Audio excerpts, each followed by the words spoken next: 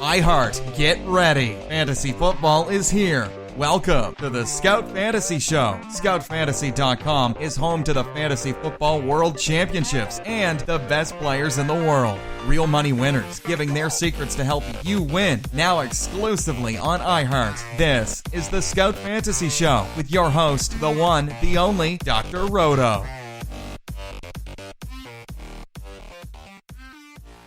Hey there, everybody. It's Dr. Roto. Get out the insurance cards. Get out the copay. The office is open, my friends.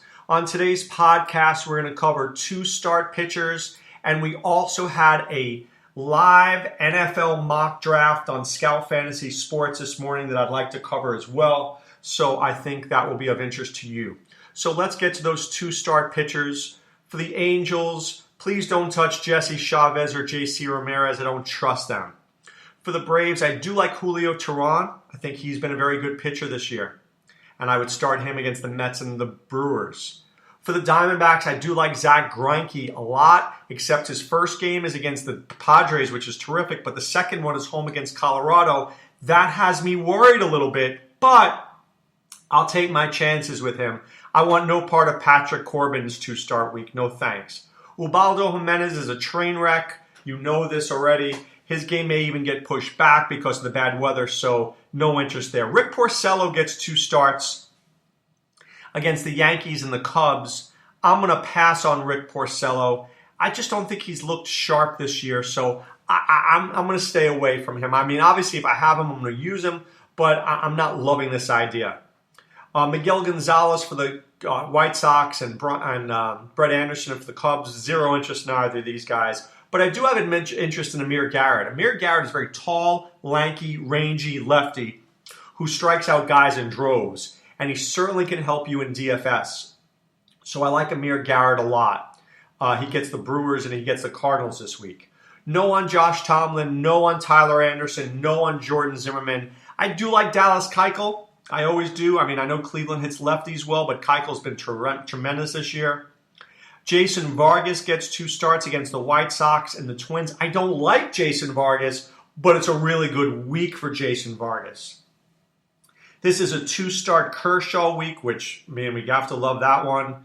Ryu also has 2 starts, but I'll stay away. Wai-Yin Chen has 2 starts. He's got the Phillies and the Pirates. I'm a little interested there. I mean, he looked good in his last start, so I want to see what's going on. No on Matt Garza, no on Phil Hughes. Yes on Luis Severino, who's looked like the post-hype sleeper I thought he'd be. I really am happy with him. Robert Zellman gets 2 starts for the Mets. Atlanta and Washington, that's a tough one there, so I'm going to pass on him. Jesse Hahn I do like, but he gets Houston later in the week, and I think that could be a problem. Vince Velasquez gets Miami and the Dodgers. You know the Dodgers hit righties well. I'm going to pass on him. Chad Cole is interesting, but he gets the Cubs earlier this week, and I can't trust him. He doesn't throw hard enough. For the Padres, there's Jules Chassin and Clayton Richard. Clayton Richard's been great this year, but oh my God, I'm not trusting him at Arizona. No, thank you. Felix Hernandez, I'm a big fan of this week at Detroit, not Cleveland. The Giants have Matt Cain, who I don't like, but Ty Block has 2 starts this week. Look, he's going to replace Madison Bumgarner. We'll talk about Madison Bumgarner in just a second. I think Block might be interesting. A soft tosser, but maybe the first go-around the league, he could do well. Michael Wacha, I'm okay with. I like him at home. Chris Archer, I love in a 2-start week. I hate Martin Perez. For the Blue Jays, yes on Liriano. Really like Marco Estrada, who's a very underrated pitcher. Pitched beautifully the last time out, and he gets the Cardinals on the road, which I always like an American League guy in a National League park. And finally, I do like Joe Ross. I know he's in Colorado, but he gets them in the Mets. I think he's a sneaky start as well. I want to go back to Madison Bumgarner for a second. I know guys should be able to live their lives. I get it. We like to do what we want to do. Marcus Mariota loves to surf. I respect that. He's from Hawaii and he wants to surf. But he is also the quarterback of the Tennessee Titans. And when you're the quarterback of the Tennessee Titans, comes responsibilities. Means get off your surfboard, because if you get bit by a shark or you fall and you crash into a wave or whatever it is and you break your arm or your leg, you're not going to be the quarterback anymore. Madison Bumgarner should not be dirt biking. I'm sorry. It's one thing to do it in the off season, but it's one thing to do it during the season. And I don't care if it's in your contract or not.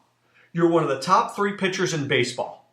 During the season, you're on my time, right? In the off season, you're on your time. Now, I wouldn't really like it if you were doing it in the off season either, but I'd hate it a lot more when you're doing it in season. So yeah, I have a big problem with it. And I think we all should have a big problem with it. Because fantasy owners take Madison Bumgarner because you want the 30 starts in your lineup.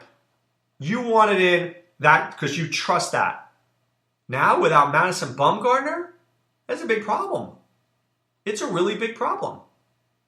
So I'm very disappointed. I'm disappointed for fantasy owners. I'm disappointed for anybody who owns Madison Bumgarner. I'm disappointed in just the player. The Giants, there's no way the Giants can make this up. Madison Bumgarner to Ty Block is like a Rolls Royce to a used Yugo. And that ain't good.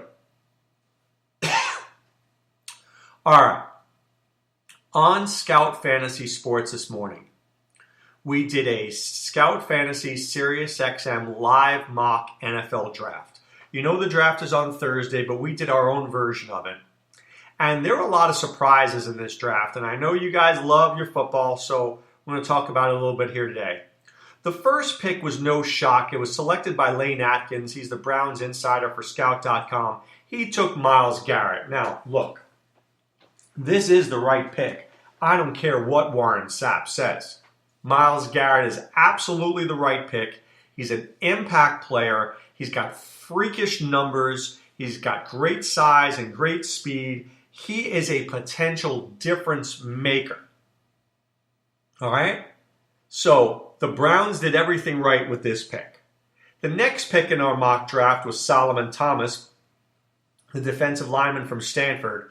The 49ers have a lot of issues. A lot of issues everywhere. Really, everywhere.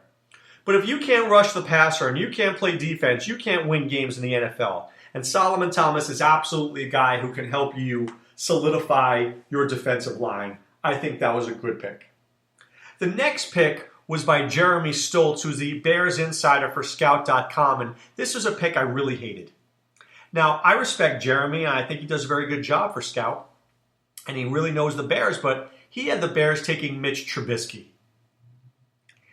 I just don't trust a guy who's played 1 year and he couldn't beat out Marquise Williams, right? If Mitch Trubisky was that good, why wasn't he starting more in North Carolina?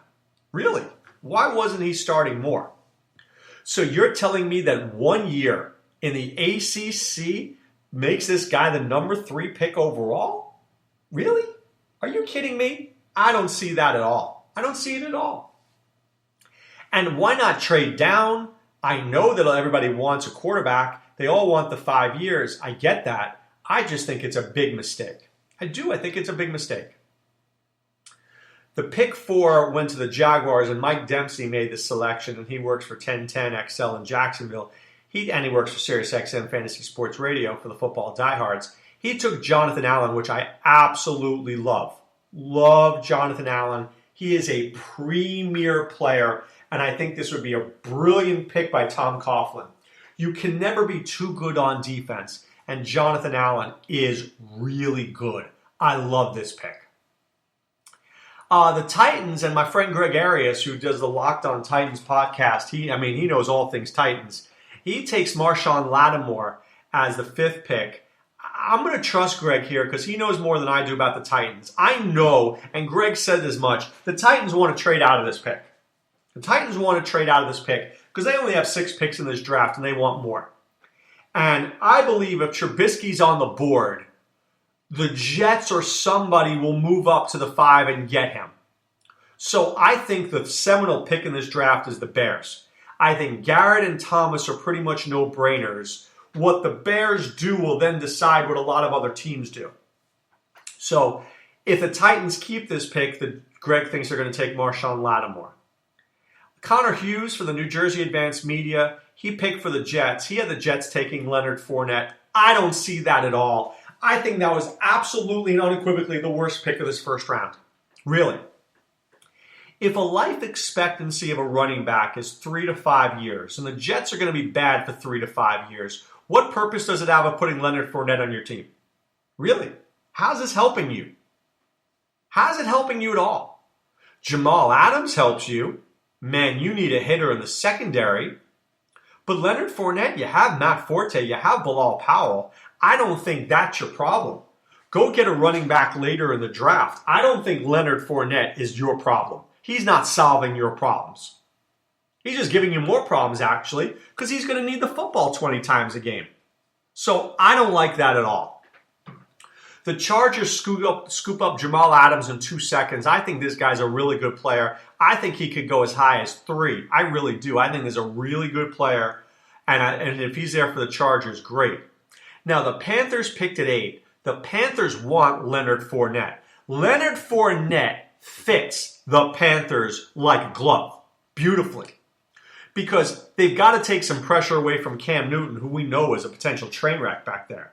Leonard Fournette running, Cam Newton, play action threat. It just fits beautifully. Now, Bobby Rosinski took Christian McCaffrey because Fournette was off the board, but I like McCaffrey too. I think this guy could really help the Panthers immeasurably. I mean, really good. The Bengals then took O.J. Howard. So this I thought was very interesting because I like O.J. Howard and I think he could go as high as 4. I really do. I think he could go as high as 4 because he can block, he can catch, he can do a run, he could do a lot of things. But the Bengals basically said, Jim Ozarski from the Cincinnati Enquirer said that Tyler Eifert has 1 more year in his contract, he's not healthy, and the Bengals are worried. And Jim rightfully said that years ago, the Bengals ran the Tyler Eifert, Jermaine Gresham double tight end offense. Getting O.J. Howard allows them to run that kind of offense again. And then when Eifert's done in a year, hasta la vista, Tyler Eifert, in goes O.J. Howard. I've got a star for Andy Dalton. It's not a bad pick at all. I like where they're going. The Bills pick really frustrated me. Joe Buscaglia there, who I trust. I do trust him, from WKBW in Buffalo. He has them taking Hassan Reddick. Now, I like Sean McDermott, went to the College of William & Mary, so you know he's a smart dude. Been coaching in this league for years. And I know he looks for his kind of guys, right? His kind of football player. And I think Hassan Reddick is that kind of guy from Temple. He could rush the passer. I mean, he's a good player, but I don't think he's a top 10 player. And I question whether the Bills need a guy like that here. I think they need a wide receiver here desperately, whether it's Corey Davis or Mike Williams. You've got Andre Holmes and Philly Brown and an oft-injured Sammy Watkins Roto. You need to give Tyrod Taylor somebody here. And if the Bills don't match Mike Gillislee's offer, you got Shady McCoy and Jonathan Williams. You got issues. So I really hope that it's not Hassan Reddick. And then finally, the Saints get a hooker, and a hooker goes to New Orleans. Malik Hooker, that is. I love this guy. This guy to me is a top 5 to top 6 pick. He's just a very good player. So I was happy to see him go where he did because this guy should not have been. This guy's a top 7 player. I really believe that. I think the Chargers were lucky to get Jamal Adams, but if Jamal Adams wasn't there, which I don't think he will be, I think Malik Hooker's probably that pick. And then the Saints are taking a guy who could rush the passer, right? So I think that's something that should be looked at. I mean, look, who knows what's going to happen in the NFL draft? I think they used to offer $1 million to the person who could pick the right first round in the NFL draft. Good luck with that. I mean, that's really hard. That's really hard to do. That's virtually impossible. Who knows with these teams? Who knows how people value other people? Who knows what team likes and what team they don't like? It's very hard. So I give a lot of credit to anybody who can get, you get 20 picks right in the first round. You have my admiration, my friend. I tell you that right now. You have my admiration because that is not an easy thing to do. Okay? So we covered 2 start pitchers. We covered Madison Bumgarner. We covered a little mock draft here for the NFL. But you know where else we can cover you more at scoutfantasy.com. That's right. Enter the promo code ROTO. That's ROTO.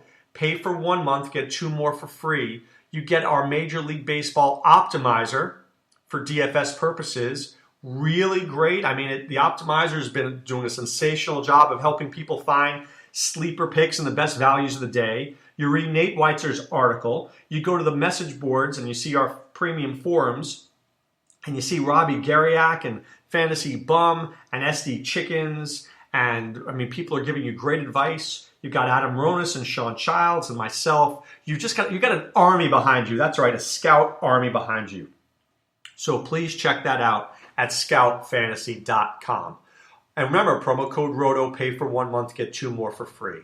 All right, guys, back tomorrow with more baseball and more of that live mock draft, which I think is super interesting. The NFL draft is coming later this week. I know I'm ready, but right now it's time to put away the insurance cards, put away the copay. The office is closed, my friend. Back tomorrow. Have a great day today. Be well and take care. Thanks for listening to the Scout Fantasy Show. There's never been a better time to join the Scout Army. Visit scoutfantasy.com. Use the promo ROTO for 2 months free. And don't forget, fantasy players, please thumbs up the podcast on the iHeart app. See you next time. Go Scouts!